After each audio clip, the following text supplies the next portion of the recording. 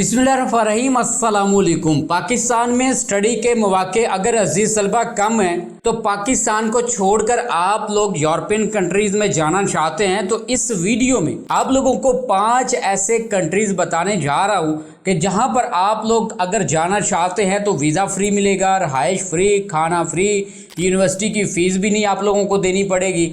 आप लोग वहां पर जाके जॉब करना चाहते हैं, स्टडी के साथ साथ जॉब करें, आप लोगों को मुकम्मल परमिशन दी जाएगी। अब क्राइटेरिया क्या है इन कंट्रीज़ में जाने का और किस कंट्री की डिग्री की वैल्यू कितनी है, सारी चीज़ें इस वीडियो में आप लोगों को बताएंगे। अच्छा जी अजीज़ तलबा, परेशानी सबसे पहले तब आती है जब आप लोग डिग्री कंप्लीट करके आते हैं और फिर डिग्री की वैल्यू ना और आप लोगों को कहीं पर जॉब ना मिले। दूसरी परेशानी स्टूडेंट को तब आती है कि अगर वो उस कंट्री में चले जाएं, मुतलका जिस कंट्री में उसको स्कॉलरशिप मिली है और वहाँ पर जाके स्टडी के साथ साथ उसको वर्क करने की परमिशन ना मिले। तो इस वीडियो में जो आप लोगों को कंट्रीज़ बताने जा रहा हूँ, इन कंट्रीज़ को आप लोगों ने ज़रूर फॉलो करना है, ज़रूर रिसर्च करनी है। रिसर्च करने के बाद कम से कम 2 से 3 स्टूडेंट से आप लोगों ने रब्ता करना है। कॉन्टैक्ट करने के बाद जब फाइनलाइज हो जाए तो फिर आप लोगों ने किसी भी कंट्री का जो वीज़ा है वो आप लोगों ने लेना है और उसके बाद आप लोगों ने यूनिवर्सिटी में अप्लाई करना है। सबसे पहले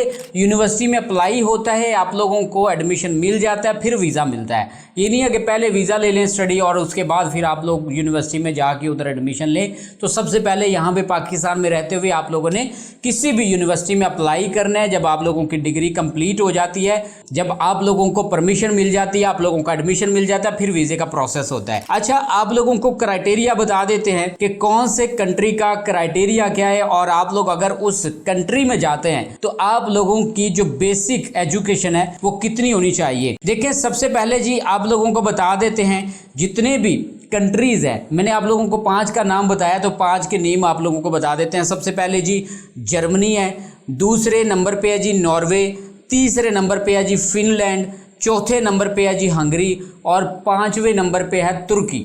अब ये 5 कंट्रीज़ में से आखिर में आप लोगों को बताऊंगा कि कौन से कंट्री की जो डिग्री है वो बहुत अच्छी है, उसकी वैल्यू बड़ी बेहतरीन है। आप लोग अगर यूरोपियन कंट्री में सेटल होना चाहते हैं, आप लोग सेटल हो सकते हैं। आप लोगों को अपनी डिग्री के बाद टाइम दिया जाता है कि आप लोग 18 महीने के अंदर अंदर अपनी जो नौकरी है उसको कंप्लीट कर लें, अपनी जो जॉब है उसको ओके कर लें, अपना एक्सपीरियंस जो है वो गेन करने हैं वो आप लोग गेन कर लें।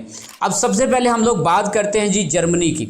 जर्मनी में जितनी भी यूनिवर्सिटीज़ हैं, गवर्नमेंट की यूनिवर्सिटी हैं, उसमें मुकम्मल तौर पर जो फ़ीस है वो फ्री है। मतलब किसी भी स्टूडेंट से फ़ीस नहीं चार्ज की जाती, तालीम बिल्कुल फ्री है। आप लोगों को अगर जर्मनी की किसी भी गवर्नमेंट यूनिवर्सिटी में जनाब दाखला मिल जाता है तो आप लोगों के वारे न्यारे हैं। लेकिन समझ लीजिए कि अगर आप लोग वैसे प्राइवेट यूनिवर्सिटी में जाते हैं तो आप लोगों को 150 से 300 यूरो एक सेमेस्टर के जो खर्च करने पड़ेंगे वो पाकिस्तानी तकरीबन मेरा ख्याल है कोई 40-45 हज़ार रुपये बनते हैं। और तालीमी शराइत जो है वो ये है कि अगर आप लोग जर्मनी की किसी भी यूनिवर्सिटी में दाखला लेना चाहते हैं तो आप लोगों की एजुकेशन कम से कम इंटरमीडिएट होनी चाहिए। सिंपल FA की है, FSC की है। आप लोग डॉक्टर बनना चाहते हैं FSC मेडिकल होनी चाहिए। इंजीनियर बनना चाहते हैं तो FSC नॉन मेडिकल होना चाहिए।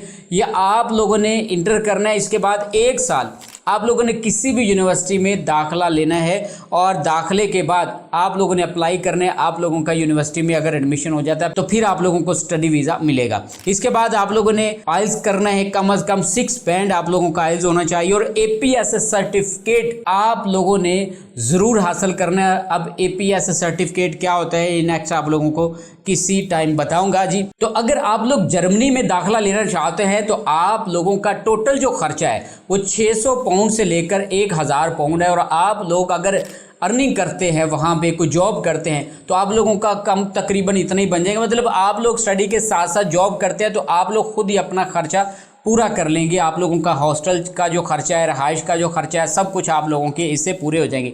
अगर हम लोग नॉर्वे की बात करें तो नॉर्वे में भी सेम टू सेम रिक्वायरमेंट है और यहाँ पर भी आप लोगों को 20 घंटे काम करने की जनाब इजाज़त होगी और आप लोगों के अखराजात तकरीबन उतने ही होंगे जितने जर्मनी में आते हैं। अगर हम लोग फिनलैंड की बात करें तो फिनलैंड में 100% स्कॉलरशिप पे आप लोगों को यहाँ पर एडमिशन मिल सकता है और तालीमी जो रिक्वायरमेंट है वो सेम टू सेम जर्मनी और उसके बाद नॉर्वे की है, फिनलैंड में भी सेम यही रिक्वायरमेंट है।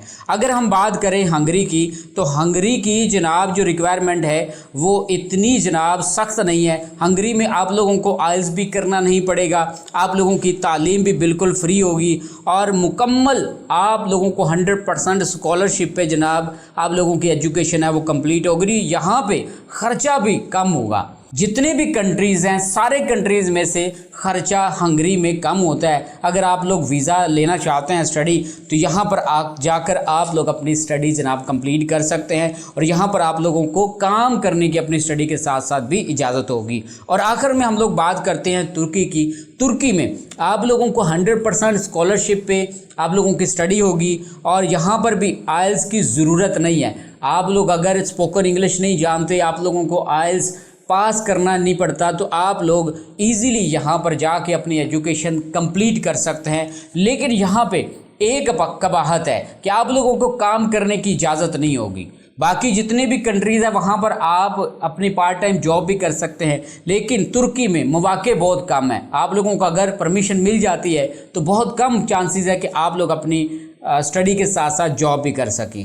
आखिर में मैंने आप लोगों को बताया था कि रिकमेंड करूंगा आप लोगों को 1-2 कंट्रीज़ जहां पर आप लोग जाकर अपनी जो एजुकेशन है उसको जारी रख सके। देखिए, मैंने आप लोगों को इस वीडियो के स्टार्ट में 2 चीज़ें बताई थी कि सबसे पहले आप लोगों ने देखना है कि आप लोग अगर डिग्री कंप्लीट करते हैं तो क्या उस डिग्री की वैल्यू भी है या नहीं। ये ना हो कि आप लोग 4-5 साल लगा के हैं और एंड पे जब आप लोग सोचे कि आप लोगों को जॉब मिले या कहीं पर आप लोग अप्लाई करें तो आप लोगों की डिग्री की वैल्यू ही ना हो। तो भाई सबसे पहले अगर आप लोग स्टडी करना चाहते हैं, स्टडी वीज़ा हासिल करना चाहते हैं, तो जर्मनी का स्टडी वीज़ा हासिल करें। और जर्मनी से अगर आप लोग कोई भी डिग्री हासिल करेंगे तो पूरी दुनिया में उस डिग्री की डिमांड भी होगी। कहीं पर भी आप लोग उस डिग्री को लेकर जाते हैं तो उसकी डिमांड होगी, आप लोगों को फौरी जॉब मिल जाएगी। और आप लोग अगर यूरोपियन कंट्री में सेटल होना चाहते हैं तो जर्मनी की डिग्री हासिल करें, यूरोपियन कंट्री में आप लोग सेटल हो जाएं। या अगर आप लोग तुर्की से कोई भी डिग्री हासिल करते हैं तो तुर्की की डिग्री भी ओवरऑल दुनिया में डिमांड रखती है। आप लोग वहां से डिग्री लेकर कहीं पर भी जॉब कर सकते हैं। मज़ीद आप लोगों ने रिसर्च करनी है, जो आप लोगों को कंट्री अच्छा लगे वहां पर आप लोग स्टडी के लिए जा सकते हैं।